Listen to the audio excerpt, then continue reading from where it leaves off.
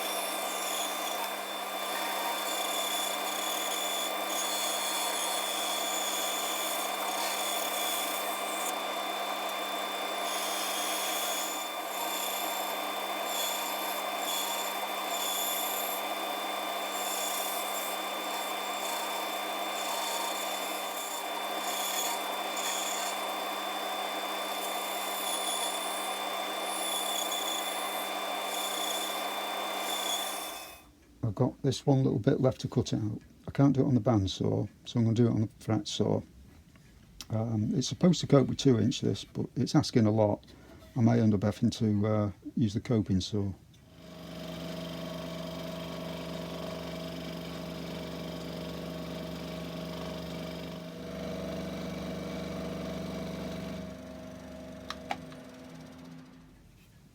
I managed to cut that piece out. It's quite tough. It took quite a while, but I got there in the end. I'm going to start with the undercutting on the back. So first thing I've got to do is mark it out. So I'm going to measure the high points, 1.25 inches.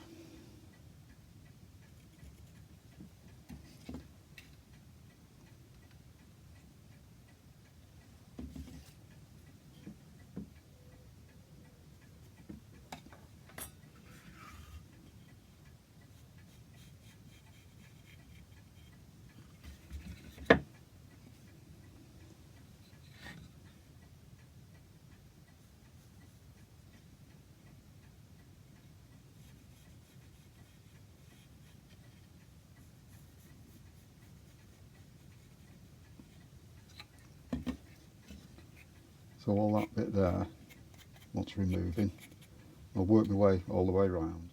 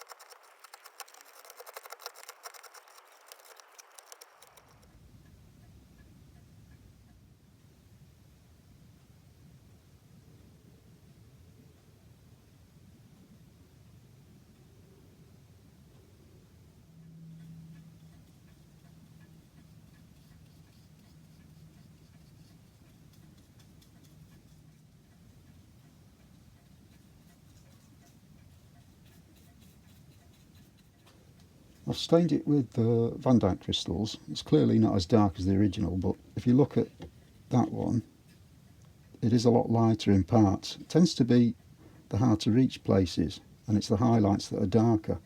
Patination is usually the other way around, but I think because of what it is, maybe it just got waxed a little bit and polished on the high points. They weren't going to buff it up too much, so it picked up dirt, and so it worked the other way around, and the deeper bits didn't get any wax on, and it just stayed lighter.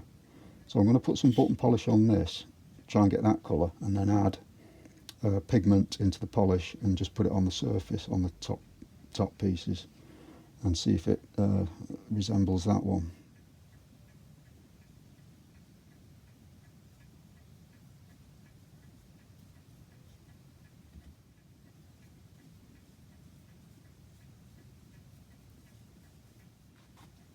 I've added some Bismarck brown, which is a red aniline dye, and some brown pigments, just to still try and get that lighter colour. You can't really stain lime that well. It's so light and pale, it sucks all the colour out of it. So I'm just going to try and build up,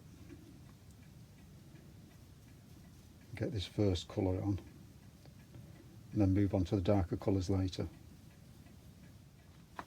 I've added some more brown and a bit of black. It seems to be a reasonable match for the darker bits. I'm just going to coat the highlights.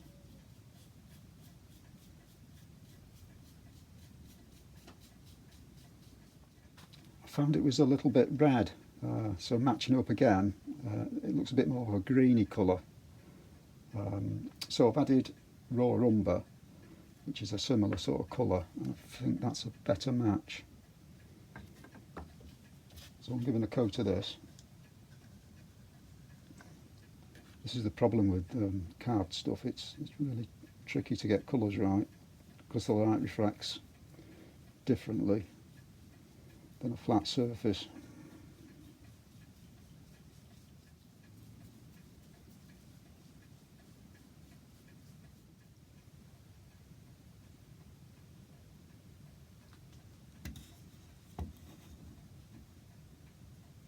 It's not a bad colour match. It's as close as I'm going to get it. Just have to see what it looks like on the case.